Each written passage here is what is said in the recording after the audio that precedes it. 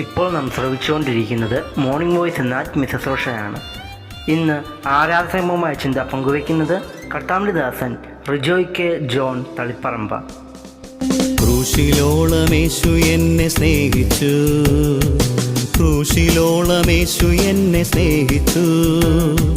നിത്യമാം സ്നേഹത്താൽ നിത്യതയോളവും നിശ്ചയമെന്നേശു എന്നെ സ്നേഹിക്കും.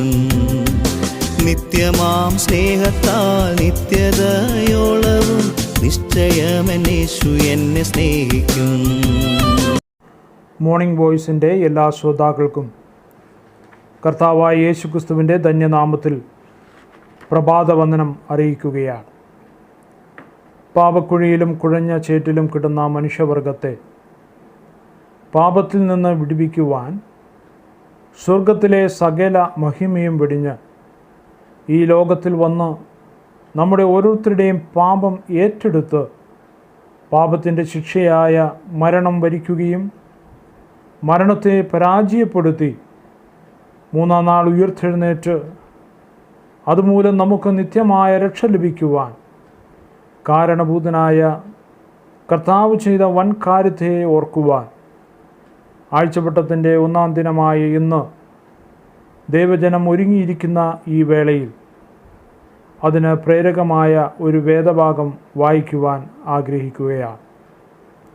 എബ്രായ ലേഖനം 4-ാം അധ്യായം 14-15 വാക്യങ്ങൾ. ആകയാൽ ദൈവപുത്രനായ യേശു ആകാശത്തിൽ കൂടി കടന്നുപോയൊരു ശ്രേഷ്ഠ മഹാപുരോഹിതനായി നമുക്ക് ഉള്ളതുകൊണ്ട് നാം നമ്മുടെ സ്വീകാര്യം മുറുകെ പിടിച്ചുകൊള്ളുക. നമുക്കുള്ള മഹാപുരോഹിതൻ നമ്മുടെ ബലഹീനതകളിൽ സഹതാപം കാണിപ്പാൻ കഴിയാത്തവനല്ല, പാപമൊഴികെ സർവത്തിലും നമുക്ക് തുല്യമായി പരീക്ഷിക്കപ്പെട്ടവനത്രേ നമുക്കുള്ളത്. ദൈവനാമം വാഴ്ത്തപ്പെടുമാറാകട്ടെ. മോശൈക വ്യവസ്ഥയിൻ കീഴിൽ അനേക മഹാപുരോഹിതന്മാർ ഉണ്ടായിരുന്നു. എന്നാൽ അവരിൽ ആരെയും ശ്രേഷ്ഠ മഹാപുരോഹിതൻ എന്ന് വിളിച്ചിട്ടില്ല. എന്നാൽ വലിയവനായിരിക്കുന്ന കർത്താവ് ശ്രേഷ്ഠ മഹാപുരോഹിതനാണ്. എബ്രായ ലേഖനം 5-ാം അധ്യായത്തിൻ്റെ 1 മുതൽ 3 വരെയുള്ള വാക്യങ്ങളിൽ നാം കാണുന്നത് മനുഷ്യരുടെ ഇടയിൽ നിന്ന് എടുക്കുന്ന ഏത് മഹാപുരോഹിതനും പാപങ്ങൾക്കായി വഴിപാടും യാഗവും അർപ്പിപ്പാൻ ദൈവകാര്യത്തിൽ മനുഷ്യർക്ക് വേണ്ടി നിയമിക്കപ്പെടുന്നു. ബലഹീനത നിമിത്തം ജനത്തിനു വേണ്ടി എന്ന പോലെ തനിക്കു വേണ്ടിയും പാപയാഗം അർപ്പിക്കേണ്ടിയവനും ആകുന്നു. അപ്പോൾ മനുഷ്യരിൽ നിന്ന് എടുക്കുന്ന ഏത് മഹാപുരോഹിതനും തനിക്കു വേണ്ടി യാഗം അർപ്പിക്കണമായിരുന്നു. പാപമൊഴികെ സകലത്തിലും നമുക്ക് തുല്യമായി നമ്മുടെ കർത്താവ് പരീക്ഷിക്കപ്പെട്ടു. എന്നാൽ നമ്മുടെ കർത്താവ് പാപം ചെയ്യാത്തവനാണ്, പാപം എന്തെന്ന് അറിയാത്തവനാണ്. അവനിൽ പാപം ഇല്ല എന്നാണ് വായിക്കുന്നത്. എബ്രായ ലേഖനം 7-ാം അധ്യായം 26-27 വാക്യങ്ങളിൽ നമ്മുടെ കർത്താവിനെക്കുറിച്ച് ഇപ്രകാരം പറയുന്നു: ഇങ്ങനെയുള്ള മഹാപുരോഹിതനല്ലോ നമുക്ക് വേണ്ടിയത്, പവിത്രൻ, നിർദോഷൻ, നിർമ്മലൻ, പാപികളോട് വേർവിട്ടവൻ, സ്വർഗത്തേക്കാൾ ഉന്നതനായി തീർന്നവൻ. ആ മഹാപുരോഹിതന്മാരെ പോലെ ആദ്യം സ്വന്തം പാപങ്ങൾക്കായും പിന്നെ ജനത്തിൻ്റെ പാപങ്ങൾക്കായും ദിനം പ്രതി യാഗം കഴിപ്പാൻ ആവശ്യമില്ലാത്തവൻ തന്നെ.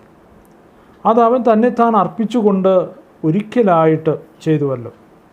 ദൈവം നീതിമാനായതുകൊണ്ട് പാപം ചെയ്യുന്ന ഏതൊരു വ്യക്തിക്കും ശിക്ഷ നൽകിയേ മതിയാകുകയുള്ളൂ.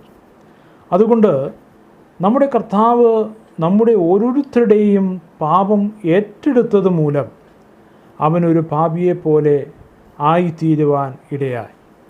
അതിൻ്റെ ശിക്ഷയായ മരണം തന്നെത്താൻ ഒരിക്കലായിട്ട് അനുഭവിച്ചു. എബ്രായ ലേഖനം 10-ാം അധ്യായം 12-ാം വാക്യത്തിൽ യേശുവോ പാപങ്ങൾക്ക് വേണ്ടി ഏകയാഗം കഴിച്ചിട്ട് എന്ന് കാണുന്നു. ഇനി ഒരു യാഗം ആവശ്യമില്ലാതെ വണ്ണം കർത്താവ് ഒരിക്കലായിട്ട് തന്നെ താൻ അർപ്പിച്ചു. കൂടാതെ സ്വയം സമാന അനുഭവത്തിൽ കൂടി കടന്നു പോകാത്ത ഒരാൾക്ക് വാസ്തവത്തിൽ മറ്റുള്ളവരോട് സഹതപിക്കുവാനായിട്ട് കഴിയുകയില്ല. മനുഷ്യൻ എന്ന നിലയിൽ കർത്താവ് മനുഷ്യൻ്റെ അനുഭവങ്ങൾ മനസ്സിലാക്കി നാം ആയിരുന്ന അവസ്ഥയിൽ കർത്താവ് നമ്മോട് സഹതാപം കാണിച്ചു. അതുമൂലം അവൻ വലിയ കഷ്ടത അനുഭവിക്കുവാൻ ഇടയായി തീർന്നു. നമുക്ക് വേണ്ടി അവൻ്റെ രക്തം ഒഴുക്കുവാനായിട്ട് ഇടയായി. ആ രക്തത്താൽ നമ്മെ കഴുകി ശുദ്ധരാക്കി മാറ്റുവാനും ഇടയായി. എബ്രായ ലേഖനം 10-ാം അധ്യായം 14-ാം വാക്യം പറയുന്നത്, ഏകയാഗത്താൽ അവൻ വിശുദ്ധീകരിക്കപ്പെടുന്നവർക്ക് സദാകാലത്തേക്കും സൽഗുണപൂർത്തി വരുത്തിയിരിക്കുന്നു. അതുകൊണ്ട് സഹോദരന്മാരെ, യേശു തൻ്റെ ദേഹമെന്ന തിരശ്ശീലയിൽ കൂടി നമുക്ക് പ്രതിഷ്ഠിച്ച ജീവനുള്ള പുതുവഴിയായി തൻ്റെ രക്തത്താൽ വിശുദ്ധ മന്ദിരത്തിലേക്കുള്ള പ്രവേശനത്തിന് ധൈര്യവും ദേവാലയത്തിന്മേൽ ഒരു മഹാപുരോഹിതനും നമുക്കുള്ളതുകൊണ്ട് നാം ദുർമനസാക്ഷി നീങ്ങുമാറ് ഹൃദയങ്ങളിൽ തളിക്കപ്പെട്ടവരും ശുദ്ധവെള്ളത്താൽ ശരീരം കഴുകപ്പെട്ടവരുമായി വിശ്വാസത്തിൽ പൂർണ്ണ നിശ്ചയം പൂണ്ട് പരമാർത്ഥ ഹൃദയത്തോടെ നമുക്ക് അവൻ്റെ അടുത്തേക്ക് ചെല്ലാം.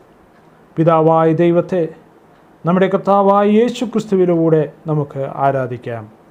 വലിയവനായിരിക്കുന്ന കർത്താവിൻ്റെ നാമം എന്നും എന്നേക്കും വാഴ്ത്തപ്പെടുമാറാകട്ടെ.